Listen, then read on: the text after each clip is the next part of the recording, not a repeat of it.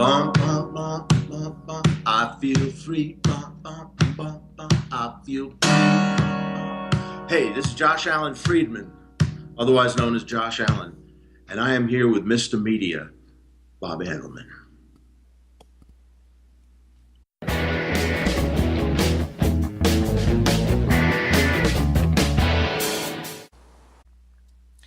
Thinking of asking singer-songwriter Josh Alan Friedman how 60 is treating him? I'm not sure that's such a good idea, even if he did title his first new album in 15 years, 60, goddammit. Hard to believe this former New Yorker, he's been a somewhat unlikely Texas transplant for years, hasn't produced a new record in that long. Could that be true? Friedman, recognized as much for the books he's written, including Tales of Times Square, Black Cracker, I. Goldstein, and Warts and All, written with his brother Drew, as his music has been saving up for this moment. Among 60 Goddammit's 11 tracks, you'll find terrific covers of Blacks and Blues, including Isaac Hayes' theme from Shaft, Ray Charles's What Did I Say, and Tush by ZZ Top. But I'm always most interested in Friedman's own compositions, and my favorite here is This Radio Don't Play Nothin' But the Blues. You can find the new album on iTunes and Amazon, by the way. Longtime viewers and listeners know I'm an easy touch for members of the Friedman clan. This is the 7th interview I've done with men named Friedman. 2 for Josh, 3 for Drew, 1 for brother Kip, and 1 with dad Bruce J. Friedman. Each is laugh, story, and art-filled. Check out the archives and find your favorite. Josh Alan Friedman, welcome back to Mr. Media. Hey. Hey. It's good to be in St. Petersburg. It's good to be in Texas. You know, I always, when I see St. Petersburg, I always just assume it's Russia. Even though I know that, I know you're in Florida, but I pretend that you're in the great city of St. Peter. You know, it used to be called Leningrad. Yep. It's funny, during the Olympics, we're recording this in August, during the Olympics about a week ago, we were watching the swimmers, and there were 3 girls. I'm in St. Petersburg. It's Pinellas County. There was a girl from Clearwater, which is in Pinellas County. There was a girl from Dunedin, which many people will know as the spring home for the Toronto Blue Jays. And there was a girl from St. Petersburg, Russia. So of the 8 girls swimming, 3 of them seemed to have connections to where I am. It was kind of weird. So. Well, you're all Floridians. Yeah. Except for the girl from Leningrad. A great literary tradition that's emerging from Florida of novelists. It's its own genre now. There's only about 10 guys, but that's true. I know my brother Kip is attempting one, like straight out Florida fiction. That's I don't know if it's an official literary category yet, like black humor or new journalism, but it seems like it will be. Well, it is. I mean, you've got Elmore Leonard, set most of his novels here in Detroit. Carl Hyacin. Yeah. Tim. Oh God. Those are the big guns. Yeah. So that's good. So what you're telling me is I should be preparing for interview 8 with a member of the Friedman clan. Well, actually, it may be a year or 2 off, but I think he's doing it. It's all about Florida. Excellent. And how in crazy you guys are down there. Yeah, a little bit. While we've been setting up for this interview, I see that a big scare went out that there's an epidemic of Zika attacks in Miami that was announced just about an hour ago. So, yeah, it's just never stops being a fun place to be. Well, just keep using that antiseptic on your hands, Bob, down there in Florida. You know, it's offered in many stores. You know. I don't know. An epidemic of pinhead disease is about one of the scariest things I've ever heard. What would you rather have, Zika or Ebola? Oh. Probably Zika. Better to be a pinhead than to just turn into an Ebola corpse. Well, there's a lot of pinheads in our politics today. But okay, look, we're getting off topic here. We want to talk music. Let's bring it around. So I got to ask you, I mean, as someone myself who is kind of crossing the threshold of his mid-50s, I want you to lie and tell me that 60 is tops, that it's the Empire State Building. Well, I'll tell you, a lot of guys have not made it to 60. I know a few dozen have a few dozen friends who are not with us anymore. Maybe they're on to a better place. A lot of them checked out in their 50s, in their 40s. And I guess age is irrelevant compared to how you take care of yourself and your genes and your luck, because I don't see any reason why you can't peak in your 60s, and do everything that you dreamed of that you wanted to accomplish in your 20s. If you kind of take care of yourself and think the right way, my attempt is going to be to peak in my 60s. Now, I can't run as fast as I used to, but that's one of the only, there's a little less hair. Maybe you don't quite, function the same way just as like when you were 19, if you know what I mean. But you're very close, and there's no reason why you can't have your best years in your 60s now. There's a lot of medicine and supplements and ways to keep yourself healthy that our grandparents didn't have. So that's the way I'm looking at it from the best vantage point that pretending that that's how I'm looking at it. So you've been 60 now for about 6 months, if I have my math right. When did Yeah. it hit? When did the number actually hit you? Was it as it was coming up, or since it? Well, the whole year of being 59 is your prep. As a matter of fact, every zero that you turn, you have a year to prepare for it. I was shocked when I turned 20. I was more shocked at turning 20 and 30 than I am now. 30 and 40, I fell apart. 50, I was calm and ready for it and prepared. And the same with 60. So far, it's been a breeze. Really? But so then, why is the album "God Damn It"? Well, my wife named it that. My wife gave it the name. She said, "Call it 60, God damn it," because that's kind of what you figure. It sort of sounds like an old man in denial and who's like fighting against, and really a lot of us when we're 60 now are not old yet. We're still at the upper range of middle age, you might say. I have a 16-year-old daughter. So I started a little bit late with the whole father thing. That's why I haven't been touring, playing, and gigging as much. I pulled way back when Chloe was born 16 years ago because I was the diaper changer and the full-time daddy-o while, and with Peggy going to work. So that's at least my excuse for not playing as much, and especially in the last few years pulling back. So this is a big push forward for me to have completed this album. It took a few years, put everything I had into it. I mean, and it's kind of starting to take off a little bit in ways that I'm hoping keep, exploding. Just I don't think anybody has an acoustic guitar sound like mine, and does what I do on acoustic guitar, my particular. And I focused on that. I mean, I could have tried to make a pop record or a rock and roll record with a band or a traditional blues album with a band. But this is really what I do that I don't think anybody else does with an acoustic guitar. Very, laser beamed into what I think I do best. Well, I want to ask you about the music in a second, but I do want to point out that. See, I was thinking since you named the album 60 God Damn It, and maybe you were frustrated with 60, but I was going to point out that, of course, your pop is still, still going at it, which is a good sign for you and your brothers and your sister, right? Bruce J. Friedman, my dad, is 86 now. And he writing wise, he's as good as ever. He can do anything with as much power as he could have 40 years ago. And talking wise, physically he's not running around. He's slowed down a lot physically, but mentally he's just as sharp as ever. So I mean, if he were to write a new book, it would be he's at the top of his game.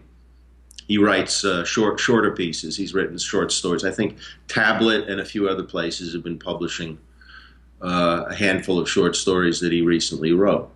And so, yeah, that's a good sign, I guess. It's amazing raising you and your brothers that he has any mind left at all. That is amazing, but he guarantees me I wasn't as bad as I thought. He says, "Josh, you were a walk in the park." And I thought I was a bad kid and I was in trouble and everything. He now says it was no big deal. You know, Interesting. Revisionist history, or you think he's telling the truth? a little bit. I mean, I had a rough time as a teenager, and my parents had to come in and get me a lot of times Yeah. from all kinds of trouble for a few years there. But they don't seem to remember much of that. So I'm not going to remind them Mm. It'll be how much trouble I was when I was 15. interesting in 10 years when you and Chloe look back on the teens and early 20s and see where things are at. Well, my Chloe's a delight. She's just absolutely delightful. But we do experience the whole world of teenage girls and what they go through, Hmm. and it is really something I never knew. The stuff that girls have to put up with and go through that's different from boys. It's probably tougher being a girl.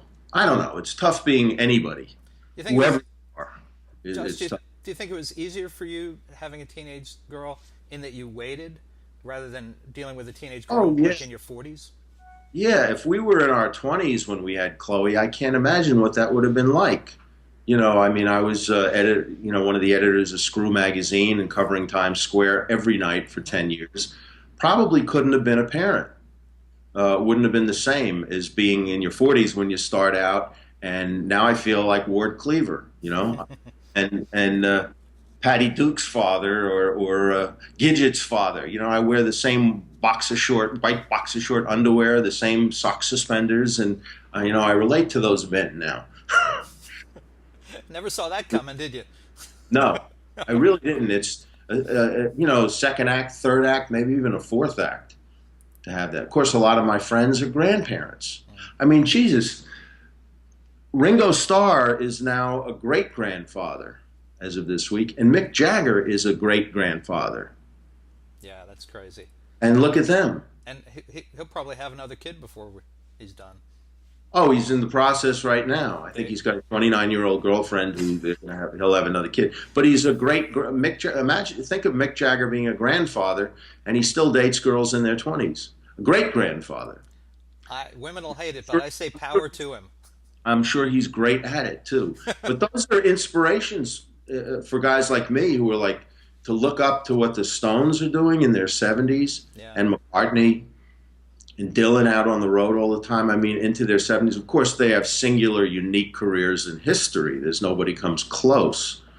Maybe they're the only ones who can do that. It's funny though, isn't it, that They're doing it.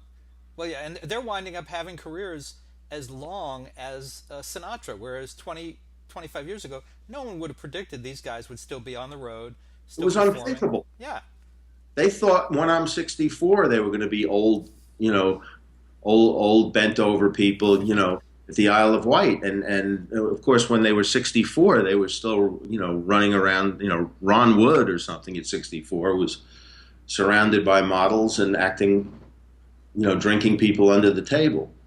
So age has changed. The whole nature of age to us is a whole different thing from what we grew up with from our parents, our grandparents.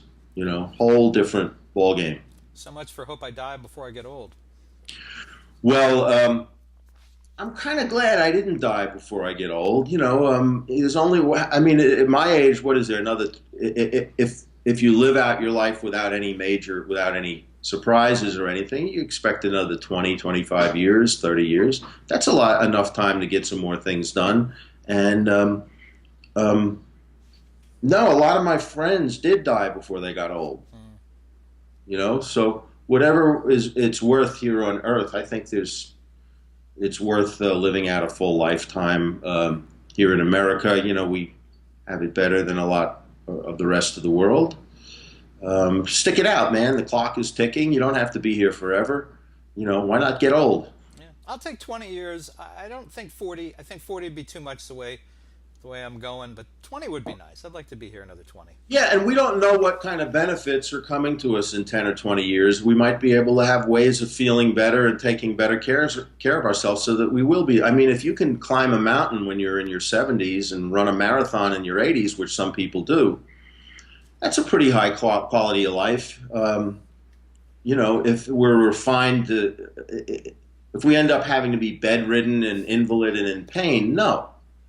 But if we can be active and able to enjoy traveling and this is boring that I'm No, no, it's interesting. Listen, if you're gonna, talking if, being 60, there's still some things to look forward to, knock on wood, some great, hopefully some greatness to look forward to. I think if you title an album 60, goddamn it, you have to open yourself up to the fact that people will want to Right. talk about that. That's why we're talking about this, is if it's Exactly. like, God damn it. But it's not really. It's, 60, okay. Sure, it wouldn't have sounded as dramatic to say 60, I'll take it. 60, okay. Let's roll with it.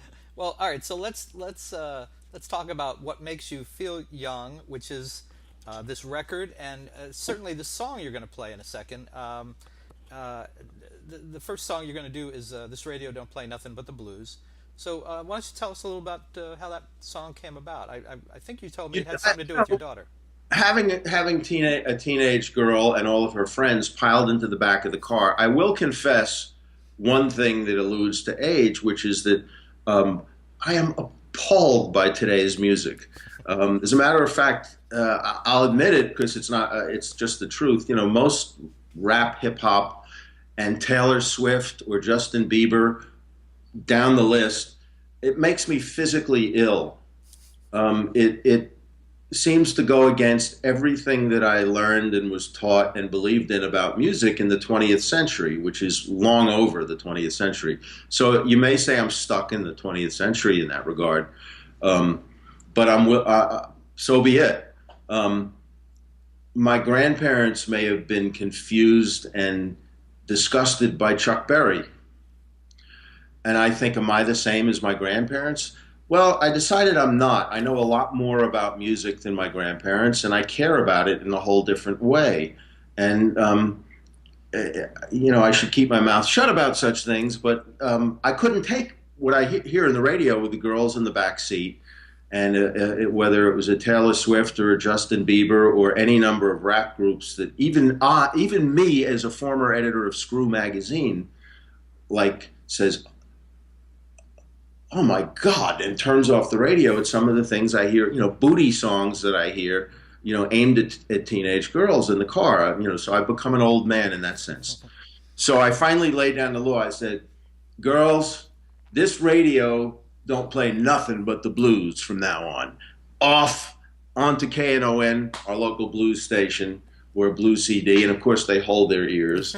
But I can't take it. I'm going to get in an accident when I'm hearing some of these hip hop songs. I get so, like I said, I get physically ill and start to like keel over what I'm hearing. That's the nature of the song. You want me to go into it, or wait? Oh, It, it's better on the album than what I can do into my computer right now. well, I think we'll take our chances here. I think what's good about this situation is that there will be people who are going to hear you for the first time, and even though we'll point out the quality of this type of recording is nowhere near the quality of the Oh studio yeah, recording. this is just a little. It gives you a glimpse of what it's like, I guess, over here.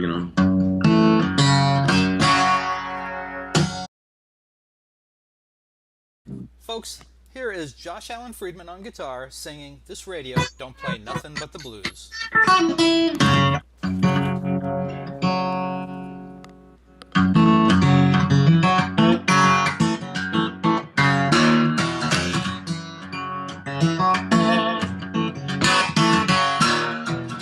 BB's on Q102 saying, hey, Brady's on the morning zoo playing Hideaway. The sky is crying on the Weather Channel news. This radio don't play nothing but the blues.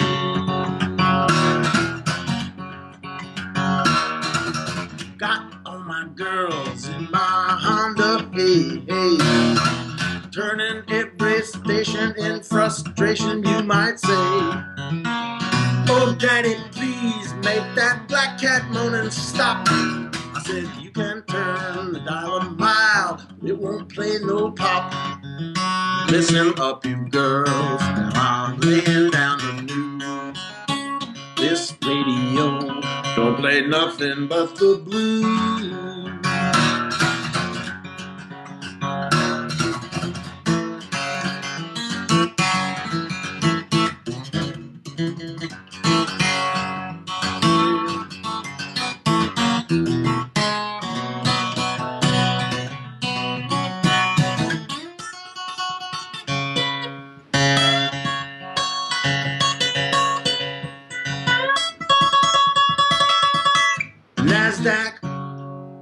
The NASDAQ quotes the seventh son of John the Conqueror.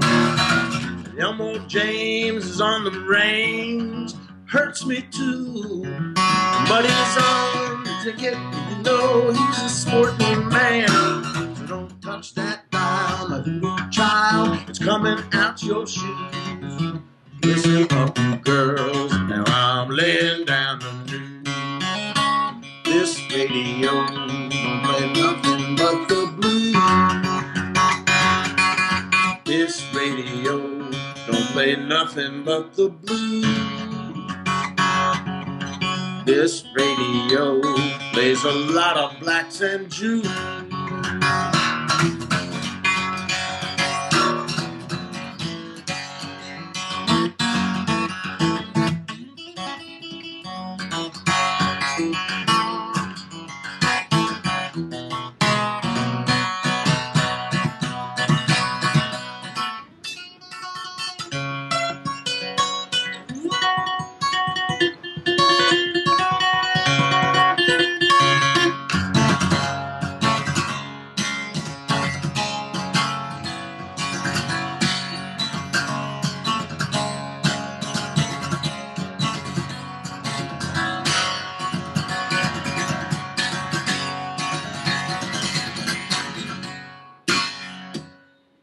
All right. Excellent. Thank you so much. Yeah. Thank you so much. All right, folks, let's take a quick break here for a word from our sponsor, Audible. Country music fans may get a bad rap that they don't read enough, that they don't know enough about the history of country music. Well, maybe it's a matter of reading. Maybe you'd rather listen. I mean, you listen to music, right? So maybe you'd like to listen to a book about country music stars. You know, Audible has been a sponsor of Mr. Media on and off for most of the 10 years that we've been around. And maybe you'd like to check out an Audible book on tape, right? Listen to it. Don't worry about reading it. But so I went and looked to see what was available. How about Outlaw, Waylon, Willie, Chris, and the Renegades of Nashville? That's by Michael Struyskuth. That sounds good. How about The Tao of Willie, A Guide to the Happiness in Your Heart by Willie Nelson and Turk Pipkin? How about The Man Called Cash, The Life, Love, and Faith of an American Legend? That's by Steve Turner. And that one's narrated, get this, by Chris Christopherson, himself a legend of country music. Well, you can get a free audiobook with a 30-day trial today by signing up at www.audible.com/trynow. All right, one more time, Mr. Media listeners, you can get a free audiobook with a 30-day trial today by signing up at www.audible.com/trynow. That's TRYNOW. All right, and we're back. Josh, I got to ask you, choosing covers is kind of a tricky business for a musician. I mean, you want to pick songs that you love, but also ones that that you can make your own in ways that are unique when put against the original. Am I overstating it here, or am I close? Well, we don't like to use the word covers anymore. Oops. Unless you're really doing covers in a, as a cover band in some bar or disco where you're supposed to do covers. I mean, when some of us, I think when I take a song, I try and really make it put my blood into it and make it a whole different thing. Like, What I'd Say or something is a piano motif that everybody in the world knows from Ray Charles's original record, 55 years ago. But I don't feel like I'm doing a cover when I do it, even though it is, but it's such a familiar motif. It's been done hundreds of times, different ways, and I think I put a whole different spin on it by playing it on guitar in a way that's completely different. Well, and And, that was the song I was going to ask you about because so and it's not really a cover, even though you could. That's the old way of saying it. It's sort of like a wholly new way of presenting it. how long did you have to play around with it to figure out how to make it your own? Well, over it kind of just playing in bars and honky tonks around Texas and everything. I probably fell into it one night just out of nowhere and just went, this is, I'm rocking the audience with this a little bit. And then I developed it more. So over the course of a few years, I developed a different arrangement for it, over the course of years. And there's so many Ray Charles tunes to choose from. Well, of course, Why this one? Why not? I don't know. I've done plenty of others in all the nightclubs. I used to play thousands of nights in honky tonks and across Texas. So I would do I Got a Woman every night. A rockabilly sort of version of it, and I would do Georgia in Ray Charles's style. I still do that occasionally if I'm that I consider more of a cover. But what I say, I feel it's almost like mine. It's like this. I have this tune, Cat Squirrel, on the album. That was originally done by a guy named Dr. Ross in the late '50s. He was a blues singer that B.B. King loved, not very well known. And Cream picked up his tune, Cat Squirrel. Turns out it's traditional. It's not credited to any songwriter. It's just a blues motif. So it would have been people would have been doing it in the 20s without any songwriter. I took it and it took me years and I worked out my own arrangement to it and added a whole 2.5 minute middle section that I wrote. It's like the second part of the song, my album. So I don't think of that as a cover at all. Yeah, I was looking down at the album for a second, the CD, because I remembered as I was looking through the credits that you made a point of saying here, traditional, arranged, and adapted by you. It was a slightly different way of describing somebody else's song in the way that you handled it. So I thought that was kind of interesting. Right. Well, most people would know it from Cream, who it was on the very first Cream album in 1967. Which probably sold millions of copies in the late 60s and to this day. Mm-hmm. And they have it listed as traditional. No, there's no songwriting credit. It's they're using an arrangement, and of course they're Cream. They did it their way, But I've acousticized it. And Chloe, come here and say hello because I just sang a song about you. Chloe just walked in. Just come here. Hey, come here. Say hello. Chloe's going to just come into camera view for a moment and just say hello because we were just singing about her a little bit. Hi, Chloe. That's Chloe May. Nice She's to see 16. you again. Yep. Wow. I changed her diapers every day. That's why I wasn't Dad. honky-tonks. Thanks a lot, Dad. You have anything to say about that? How did I do as a diaper changer? You're pretty good. I was very good at it. As a matter of fact, I loved doing it. I was terrified before I ever did one, and then it was a piece of cake. And Chloe, what do you think about your dad doing the song that he explains as being, for you and your girlfriends? It's definitely. I can definitely understand it since it was something that was happening ever since I started driving, pretty much. Driving in the car, you mean? Yeah. Being in the car. Yeah. She sees it as a parody of Me and the Girls, which it kind of is. It wasn't really. I still let them play their songs sometimes, but there were a few times I put my fist down and said only blues in this car. How did that go over with your friends? He was kind of he could be lenient sometimes, really? But friends that know him, I don't know.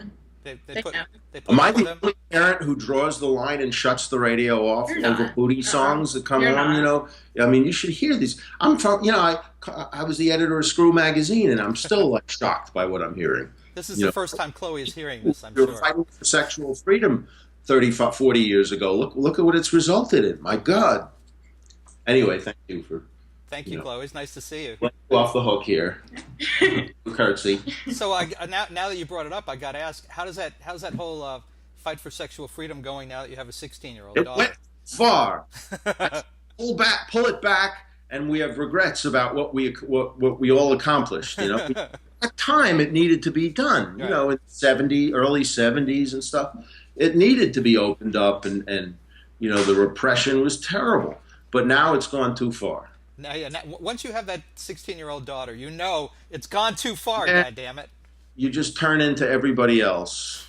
It's Just weird. turn the parent thing turns you. You know about this, right? You know, I have other friends who once worked in that industry who have, once they became fathers years later, changed their tune a little bit about, oh my God, what these girls have to see every day and the pressure they're under, Right. Right. all that, you Yeah, know. it definitely changes your mind. And when you're dealing with middle school and high school parents, and they want to know what you do, and they start looking into you a little bit, and you're like, ah, crap, because they want to be careful where they send their own They kids. have I have no problem with that down here in Texas. I mean, I've been on PTA meetings, and you know, and I do crime patrol, and you know, everybody, you know, they're amused, or they find it really interesting. I haven't had any what you would think. You know, people who see that I wrote Tales of Times Square, they're usually fascinated by it, or they don't pay attention. It doesn't even register, you know. And I can just be like a middle American here in the heartland of Texas, you know, and it's just that's not a problem, believe it or not. They're still trying to figure out how they got a Jew in Texas. They're probably back on that. They probably haven't even There's a gotten a few screw down yet. here. There's a few down here, and you know, I've been here 20, going on 30 years, you know. So, and I go up to New York every 3 months, you know, so I can enjoy it now, as opposed to I would never want to live there ever again. But I love it for 3 or 4 nights, and then get the hell out and come back to Texas. Have a little nosh, have a little deli, right? Oh, a little. I go 24/7 around the clock. I don't even go to sleep when I'm in New York. I just practically stay up 4 nights in a row. But then I get the hell out and come back home. Right. It still feels like home up there, but this is home. I get it. I like to. There's a Jersey boy. I like to go back there once a year or so, get a little taste of it, see the friends and the family. But I can't wait to get out And then leave. and then leave. Yeah, I think that's and you don't want to overstay your welcome anyway. That's what I tell them. Hey, 4 nights in New York is paradise. 5 nights is hell. There you go. All right. So look, the you're going to do a second song for us. This is going to be Deep River Blues 2. Anything you want to tell us about the song? Deep River Blues is an arrangement that Doc Watson, the great flat picker from North Carolina, Doc Watson, who we lost a few years ago in his 80s, possibly the greatest country music person in a century. I would think. You know, it's debatable, but I put him up as the greatest country music musician of all time. And he did an arrangement, again, uncredited to any songwriter. It came from a 1930s recording by the Delmore brothers called Deep River Blues, and he developed it into a flat picking thing. I put it on my first album, Famous and Poor, 25 years ago, but I never quite got it right. You know, the boom chucks weren't clear enough. I don't know if I can make them happen now, but I got it on the album, so I called it Deep River Blues 2. All right. Yeah. Folks, I give you Josh Allen Friedman on guitar performing Deep River Blues 2.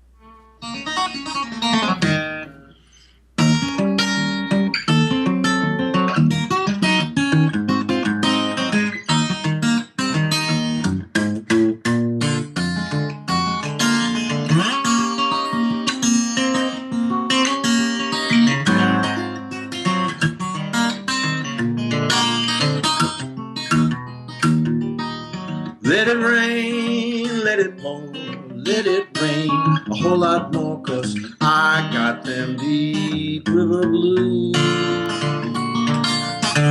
Let the rain drive right on, let the waves sweep along, 'cause I got them deep river blues.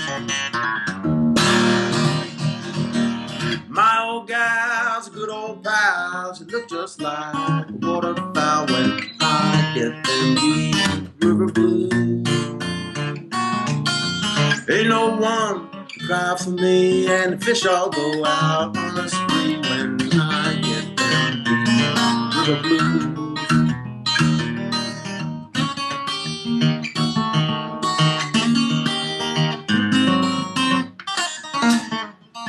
Ah.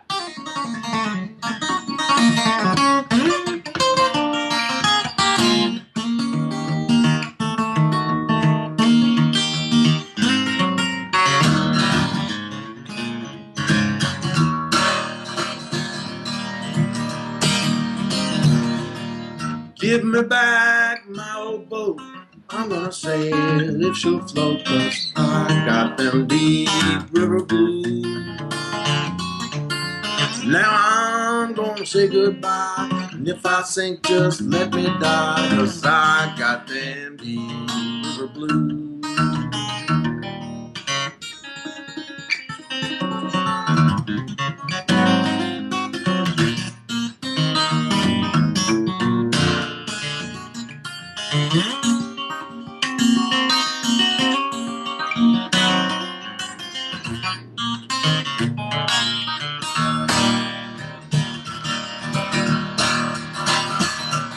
If my boat sinks with me, I go down, don't you see? 'Cause I got them deep river blues. I'm going back to Muscle Shoals. Times are better than I'm told, 'cause I got them deep river blues. Let it rain, let it pour, let it rain a whole lot more. I got them deep river blues. Let the rain drive right on, let the waves sweep along, 'cause I got them deep river blues.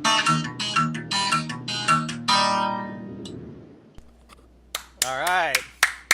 Very nice. Thank you. Thank you very much. Yeah, yeah. Thank you. So, that's about as conservative as I get on my album. Everything else is kind of wacky and crazy. Yeah, it's good. Like Shaft. We're doing a video of Shaft that has me walking across 125th Street in Harlem, just like the opening credits of the movie Shaft, and looking around and everything. And I was up there a few weeks ago in Harlem to shoot this video, and I said, "Where's Harlem? It doesn't exist anymore." On one side of the Apollo was the Gap. On the other side was Banana Republic. Where did my Harlem go? Hard to Where's believe, the days of Cab Calloway and everything? We went to East Harlem, Spanish Harlem, looking for all the Cuchi Frito places. You know, there were 2 or 3 places there. Most of them were gone. In another 2 years, it'll all be gone, all gentrified. You know, I kept seeing white people everywhere. I didn't want to see that. You know. You would think that if Harlem, we've come to the point where Harlem is gentrified, then the country must be completely cured of all of its ills, because of all the years it was, you know, it was a nasty, scary place. It was a dangerous place.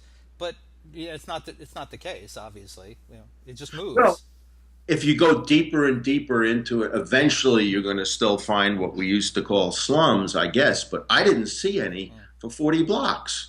You know, going on up to Sugar Hill, or you know, we didn't go. I mean, it's still a vast territory. It's not just Harlem. It's like big, but it was everything that I saw was gentrified, and I guess there are some benefits to that, but the soul was annihilated, and I was stunned.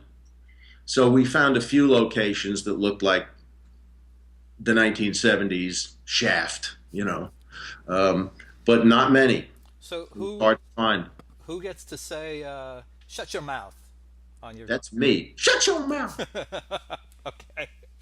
That's all the voices are me. Oh, okay. It's all in real time. You know. I didn't know. Maybe on the video, is there somebody else mouthing the words? No, it's going to all be you. Okay. I don't know if you'll see me at that moment, or whether it'll just be me walking, you know, see me playing, or whether I'm, you know, in Harlem. You know, we shot some in Times Square. We shot some on the waterfront.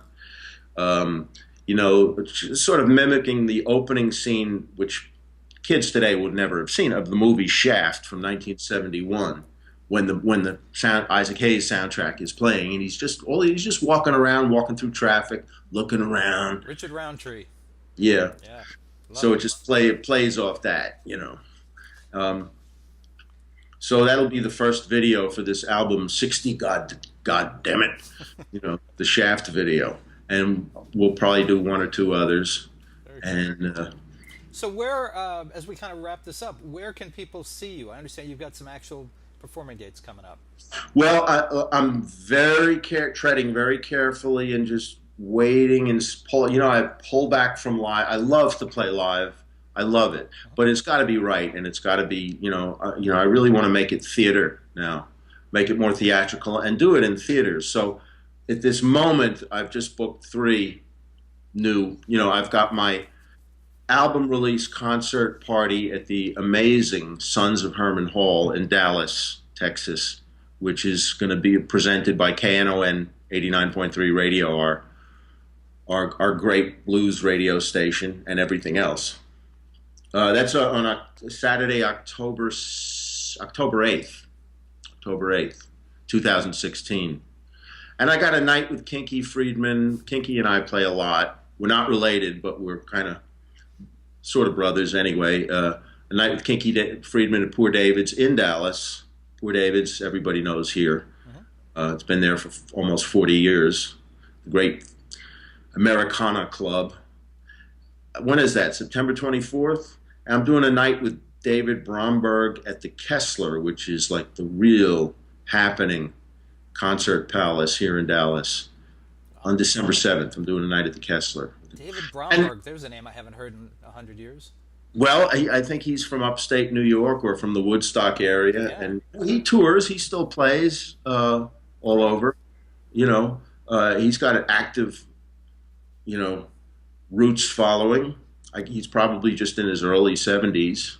Like Maria Moldauer and people like that. He's so what? So I'm coming to in the works for Los Angeles, of course, New York City, and Austin and Houston. And then we'll take it from there for concert nights. I'm guessing there's a website people can go to see these dates?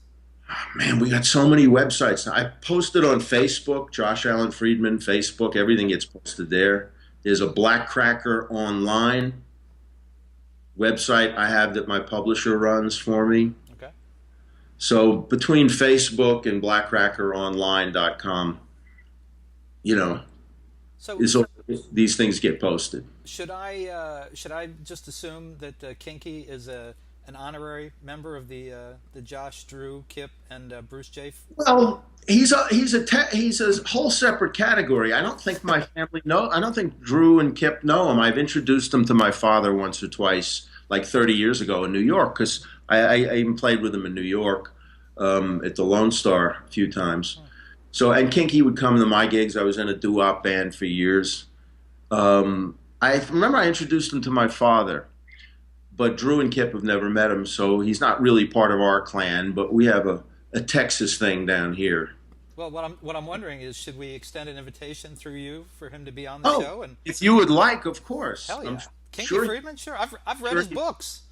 I'm sure he'd be delighted to do your show. You mean he's never been on? Nope, never been on. Somehow I would have assumed he was just assumed he was on. I think a few years ago we reached out to try to get him on, and it didn't happen. I read a couple of his mystery novels at the time. Featuring Kinky Friedman, as I recall. Yeah, he features himself. Yeah. All right. Well, and he puts friends in there. He features some of his friends, and I'll put a word in, of course. If you want to extend an invitation, we'd love tell him. Certainly, when I see him next month, I'll say, "Hey, you got to do Mr. Media. How come I thought you already did it." You thought your career was complete, but you haven't done the media guy. I'm sure he would. He'd be delighted to do it. It'd be crazy. It's crazy that he hasn't. So the last time we saw you, as we kind of wind things down, you were promoting I Goldstein, the Al Goldstein book, Screw Magazine. Yeah, that was 2 years ago. Yeah, you've got the album now. What's in the works next?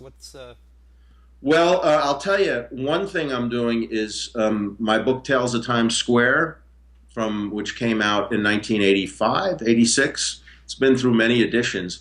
But I was convinced to take about 50 hours of interviews that I did for that book of guys and dolls, like old Times Square, voices from Times Square from the 70s and early 80s. They were old then, old boxers and burlesque guys and strippers. I realized I had cassettes with about 50 hours of talking with them. All the characters in my book, Tales of Times Square. So I digitized all those cassettes before they completely disintegrate and fall apart. A cassette usually doesn't last 40 years unless it's very well taken care of. So some of them were falling apart. I got them all digitized, and I'm creating about a 10-hour series, real voices of old Times Square. Podcast, whatever you call it these days, with music and with narration of these people that are these precious old people who are long gone in our civilization from my era of Times Square, which was the dying last days of the Guys and Dolls Dam and Runyon era and the whole pornography golden age as it began there.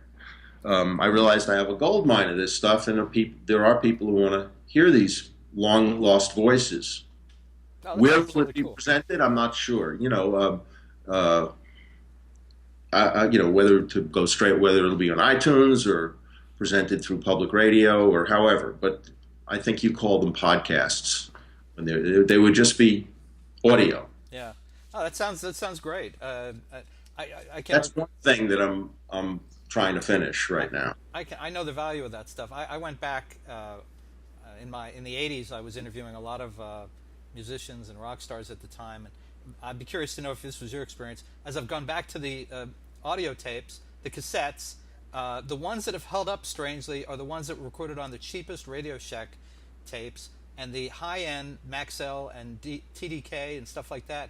They're the ones that didn't hold up, and unfortunately, my interview with Ella Fitzgerald and Cab Calloway, those are the ones. Tapes. Yeah, they fell apart, but yeah, it's crazy. I have found some of what you're saying to be true. I have cassettes from 1975 that I recorded on the streets of New York and stuff that still sound pristine, and they were on something called Irish tape cassette, which was like sold for like $0.25 a cassette on the street. The cheapest, crappiest tape imaginable, and it's held up like plutonium. Isn't that strange? It's so strange. It's so frustrating too. And there are Maxells that won't even run. The mechanism in them won't even run anymore, and I had to keep winding it through and unjamming it and everything, but I've saved a lot of voices. Old boxers who fought in the 20s, who were just haunting Times Square back in the day. Yeah. So I'd kill to have access to my Carl Perkins interview, but it just faded to nothing. They dissolved. Yeah, it's just gone. It's just awful. Maybe something to do with Florida, the weather in Florida, maybe the humidity, something like that. Because if you kept them like really in plastic container boxes, they would have lasted longer than just being out in the air. Yeah, who knew in the 80s that I'd be wanting to share those tapes now in the.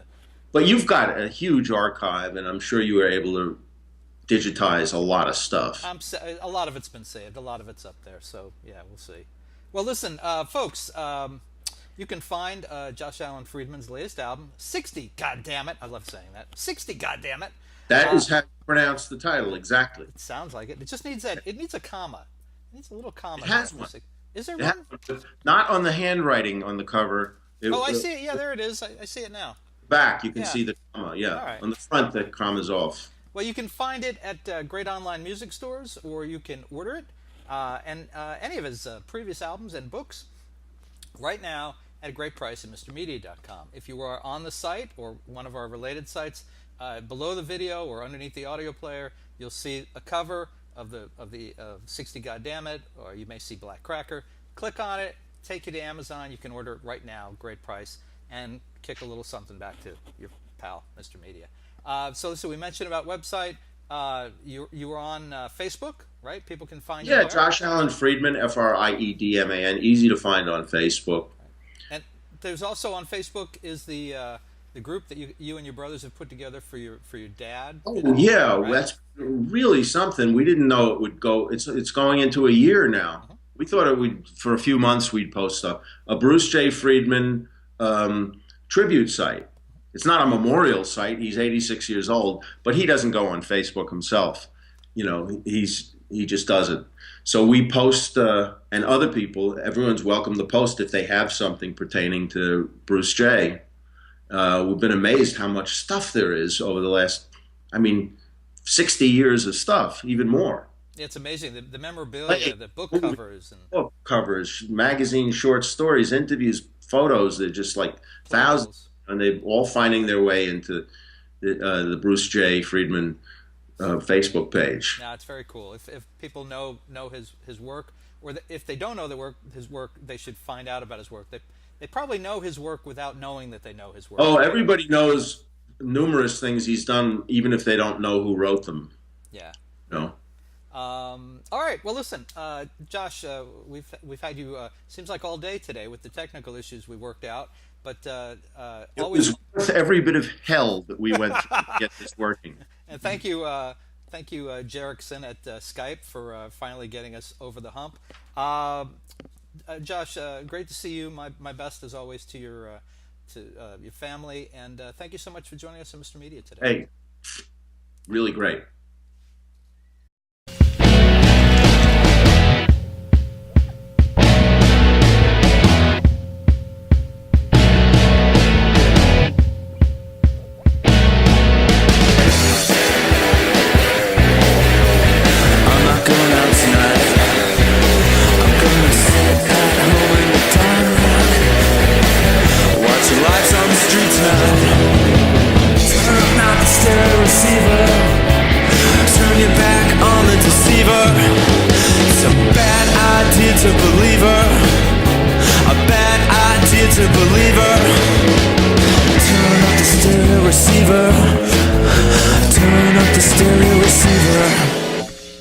Mr. Media is recorded live before a studio audience full of bad mother effers in sheep's clothing in the new media capital of the world, St. Petersburg, Florida.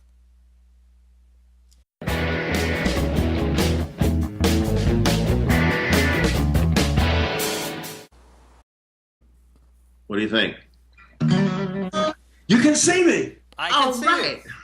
Fantastic.